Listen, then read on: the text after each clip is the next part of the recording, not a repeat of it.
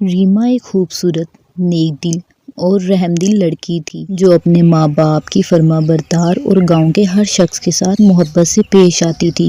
वो हमेशा दूसरों की मदद करने की कोशिश करती थी, यतीम बच्चों को खाना खिलाती, बीमारों की इयादत करती और सबके साथ नरमी और इखलाक से पेश आती। बचपन से ही उसे परियों की कहानियाँ सुनने का शौक था। उसकी नानी उसे सुनाती कि परियां सिर्फ नेक लोगों को नजर आती हैं। रीमा अक्सर दुआ करती, काश मुझे भी कोई परी मिले और मुझसे दोस्ती करे। एक दिन जब रीमा गांव के जंगल में लकड़ियां चुन रही थी, अचानक एक नर्म सी रोशनी चमकी और एक नहायत खूबसूरत परी उसके सामने आ गई। परी की आंखें सितारों की तरह चमक रही थीं और उसके सुनहरे बाल हवा में लहरा रहे थे। परी मुस्कुराकर बोली, रीमा, तुम्हारी नेकियों और तुम्हारे हुस्न इखलाक ने हमें तुम्हारी तरफ मतवज्जो किया है। अल्लाह नेक लोगों को नवाजता है और मैं तुम्हें एक खास तोहफा देना चाहती हूँ। रीमा हैरानी और खुशी के मिले जुले जज्बात के साथ बोली, परी, मैं कुछ नहीं चाहती, बस ये चाहती हूँ सब लोग खुश रहें और किसी को कोई तकलीफ ना हो। परी खुश होकर बोली, यही तो असल नेकी है, जो दूसरों की भलाई चाहता है उसे बहुत नवाजता है।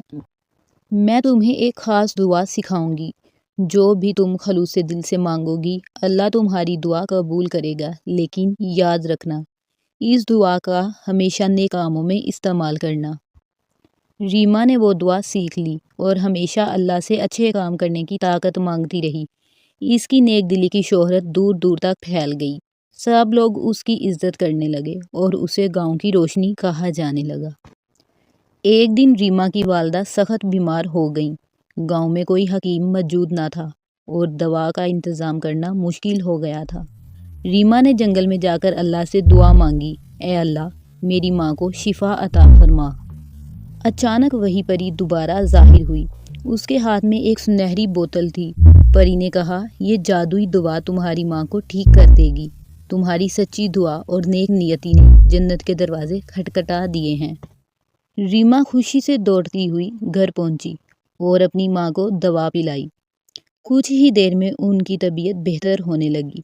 पूरा गांव हैरान था कि इतनी जल्दी सेहतयाबी कैसे मुमकिन हुई। रीमा की नेकियों और खलूस की खबरें फैलती रहीं। एक दिन परी दोबारा आई, लेकिन इस बार वो तन्हा नहीं थी। उसके साथ एक शहजादा था जो परियों की दुनिया का वारिस था।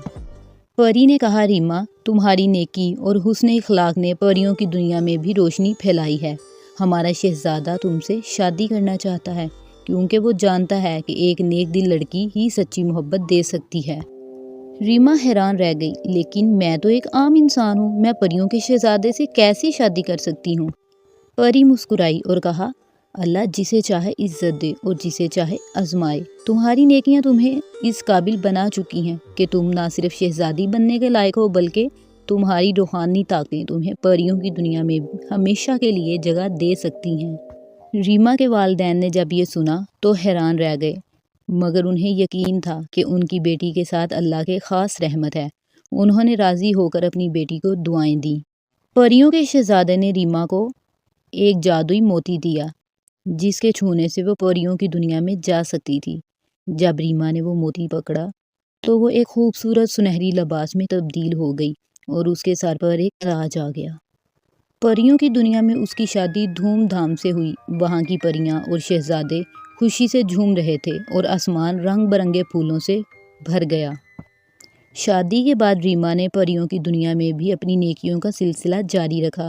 उसने वहाँ के कमज़ोर और बीमार परियों के लिए एक शिफा खाना बनाया।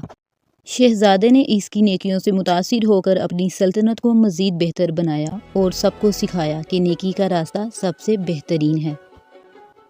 कई साल बाद रीमा ने ज़मीन पर वापस आकर अपने गांव वालों से मुलाकात की।